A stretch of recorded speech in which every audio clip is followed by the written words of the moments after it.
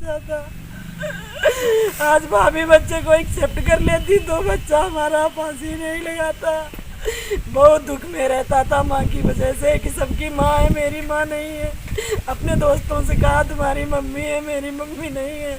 मेरे बाबा बुआ सब कुछ पूछते हैं, मेरी माँ नहीं है। बस इसी घुटन में हर वक्त रहता था बच्चा हमारा।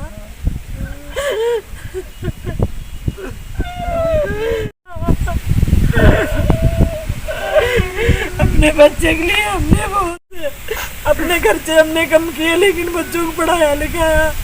हमारे पिताजी ने बच्चों से कोई काम नहीं करवाए।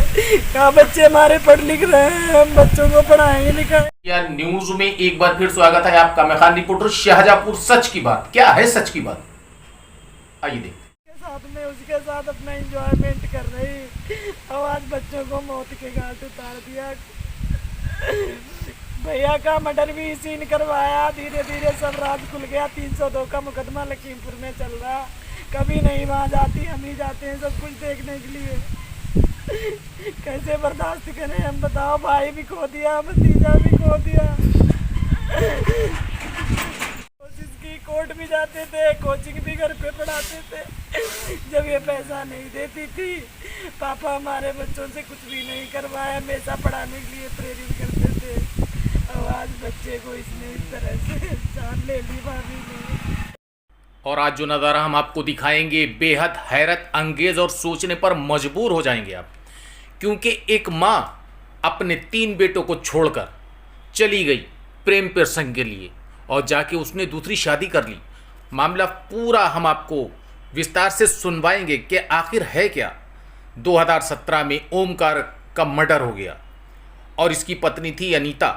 ओमकार सफाई कर्मी था। अनीता को नौकरी मिल गई अपने पति की, और 2017 में मर्डर होने के बाद 2019 में सुभाष, जो कि थाना रौजा का रहने वाला है, सफाई कर्मी, उसके साथ शादी कर ली। किसने? अनीता ने। ओमकार जिसका मर्डर हो गया था, उसकी पत्नी अनीता, उन्हें 2019 में दूसरे से शादी कर ली, प्रेम प्रसंग सजाया, जबकि 4 बच्चे थे उसके। आलोक 19 साल, आयुष 17 साल, आशीष 15 साल और आरुषि 10 साल। आरुषि 10 साल की जो बेटी थी उसको अनीता ले गई, लेकिन आलोक, आयुष और आशीष को छोड़ गई। किसने पाला?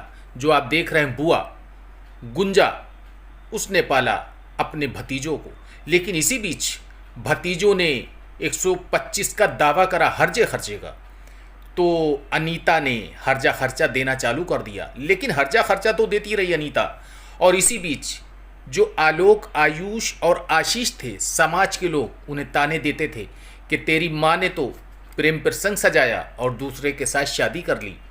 हालांकि जो आयुष था 17 साल का, वो बात को सुनता था और बुआ से कहता था कि बुआ, ज़माना हमको ताने दे रहा है कि तेरी माँ तो भाग गई, तेरे बाप से शादी 2017 में करी, और बाप का जब मर्डर हो गया उसके बाद 2019 में उसने सुभाष जो से दूसरी शादी करी, जो कि दातागंज, ऐठापुर, हुसैनपुर थाना रोजा का रहने वाला है। लेकिन बुआ का ये कहना था कि हम अपने भतीजों को समझाते थे और कहते थे बेटा कोई बात नहीं, हम तुम्हें माँ का भी प्यार देंगे। लेकिन इसी बीच आयुष को जब ज़माने ने सताया तो आयुष ने बीती रात सुसाइड नोट लिखा और नोट लिखने के बाद फांसी पर झूल गया। हालांकि जो आप देख रहे हैं बुआ, गुंजा, पोस्टमार्टम हाउस पर रो रो कर सब कुछ बताया उसने। उसका ये कहना था माँ अनीता जो थी उसको प्रेम प्रसंग का भूत सवार था और उसने 4 बच्चे छोड़कर दूसरी शादी कर ली, वो भी सफाई कर्मी है। अब अनीता पैसों के चक्कर में, जो इसका पति मरा ओमकार, उसकी भी पेंशन ले रही और उसकी जगह उसको नौकरी भी मिली। और जो सुभाष था उसकी जो एक पत्नी है वो ग्राम प्रधान है। तो कुल मिला के दोनों ने प्रेम प्रसंग सजाया और अनीता को अपने बच्चों पर दया नहीं आई। और आखिरकार आयुष जो 17 साल का था उसने बीती रात सुसाइड नोट लिखा और फांसी पर चढ़ गया। हालांकि बुआ का ये कहना है कि हम अपनी भावच को नहीं छोड़ेंगे। क्यों? क्योंकि उनने ज़िंदगी ख़राब कर दी और मैंने अपने भतीजों को कैसे पाला हम आपको बता नहीं सकते। हालांकि दादा मौजूद था वहाँ, राम सरन जो कि दादा था वो भी रोने लगा। लेकिन कुल मिला के आपको बता दें, माँ जो कि एक ऐसी हस्ती है, माँ एक ऐसी औरत है जो कहा जाता है कि माँ अपने बच्चों के लिए कुछ भी करती है, लेकिन यहाँ तो कलयुग की माँ हम आपको बता रहे हैं। अनीता जो कलयुग की माँ थी, उसने 3 बच्चों को, 3 बेटों को छोड़कर अपने आशिक से शादी रचा ली, और जब बेटे आयुष को ज़माने ने ताने दिए तो बीती रात झूल गया वो फांसी के फंदे पर। विस्तार से हम आपको सब कुछ सुनवाते हैं।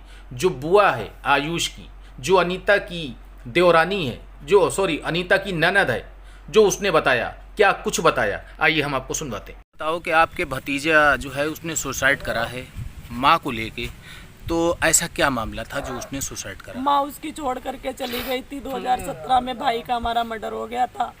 भैया सफाई कर्मचारी में नौकरी करते थे, तो मृतक आश्रित की जॉब भाभी को मिल गई थी। भाभी ने दूसरी शादी कर ली सुभाष के साथ में, ऐठा हुसैनपुर का है। उसकी एक पहले भी पत्नी है, वो प्रेजेंट टाइम में प्रधान है।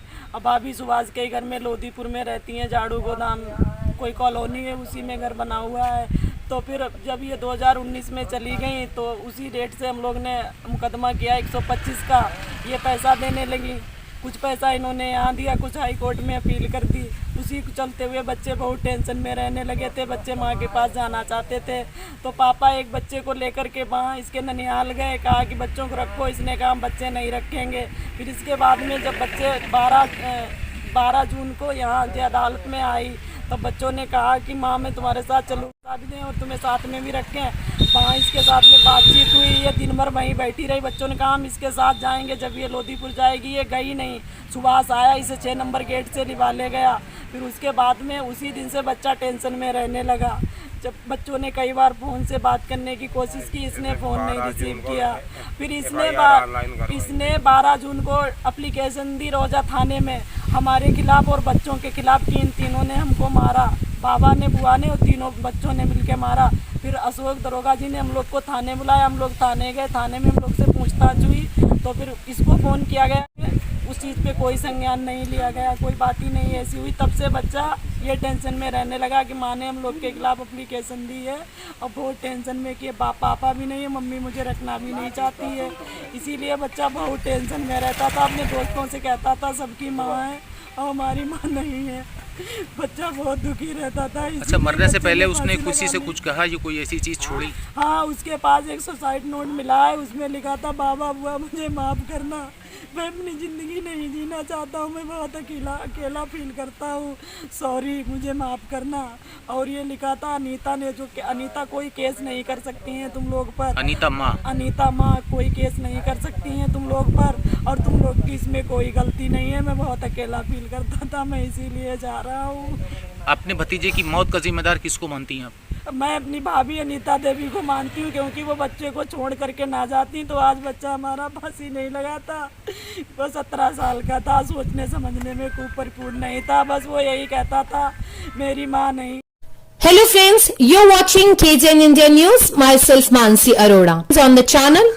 If still you have not subscribed to our channel, then first subscribe it or press the bell icon.